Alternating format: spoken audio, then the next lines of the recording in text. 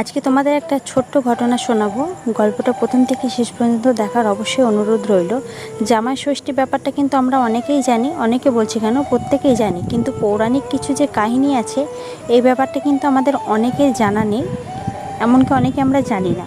তো চলো আজকে সেই সম্পর্কে কিছু কথা, পৌরাণিক কাহিনীটা আজকে তোমাদেরকে শোনাই।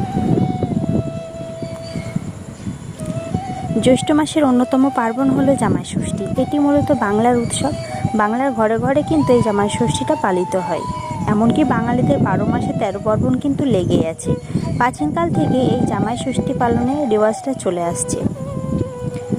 জামাই ষষ্ঠীতে শাশুড়ি ও শাশুড়ির স্থানীয় অন্যান্য মহিলারা জামাইকে বরণ করে নানা রকমের সুস্বাদু পদ রেঁধে বেড়ে খাওয়ানোর রেওয়াজটা কিন্তু আছেই। জামাই ও শ্বশুর বাড়িতে নিয়ে যাওয়ার রেওয়াজ অনুযায়ী নানান ধরনের উপহার, এটি শ্বশুরবাড়ি ও বাপের বাড়ির মধ্যে সম্পর্ক কিন্তু আরও সুন্দর করে তোলে। তবে এই ষষ্ঠীব্রত পালনের পিছনে এক পৌরাণিক কাহিনী আছে, যেটা কিন্তু আমরা অনেকেই জানি না। চলো আজকে সেই পৌরাণিক কাহিনীটাই তোমাদের বলবো। কাহিনী অনুসারে এক পরিবারের 2 বউ ছিল, যার মধ্যে ছিল ছোট বউ অত্যন্ত লোভী।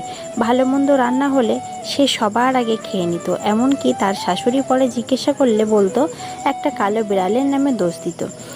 বিশ্বাস অনুসারে বিড়ালকে বলা হয় মা ষষ্ঠীর বাহন।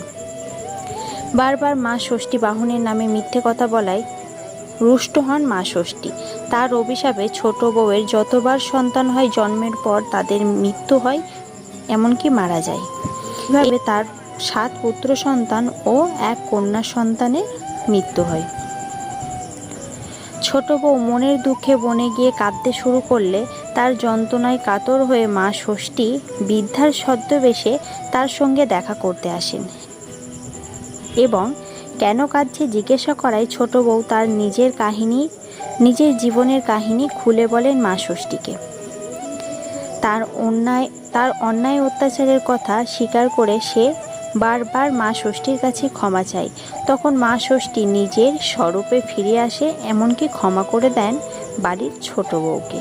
সেই সঙ্গে বলেন যে জ্যৈষ্ঠ মাসের শুক্লপক্ষের তিথিতে ভক্তি ভরে মা ষষ্ঠীর পুজো করতে, তবেই সে তার নিজের মৃত 7 পুত্র ও 1 কন্যা সন্তান ফিরে পাবে।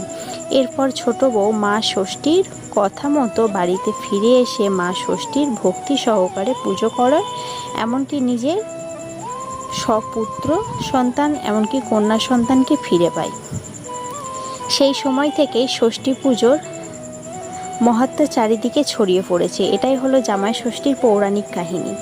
তো এই পৌরাণিক কাহিনীটা কিন্তু আমাদের অনেকেই জানা ছিল না, আমার কিন্তু বিশেষ করে জানা ছিল না। যেটা মনে হলো যে এটা কিন্তু আমার মতন হয়তো অনেকেই তোমরা জানো না, তাই তোমাদেরও সঙ্গে এটা শেয়ার করলাম। তো কেমন লাগলো অবশ্যই কিন্তু কমেন্টে জানিও, আর ভালো লাগলে একটা লাইক করো। আবার দেখা হচ্ছে নেক্সট দিন নতুন একটা ভিডিওর সঙ্গে থাকো, দেখতে থাকো। টাটা।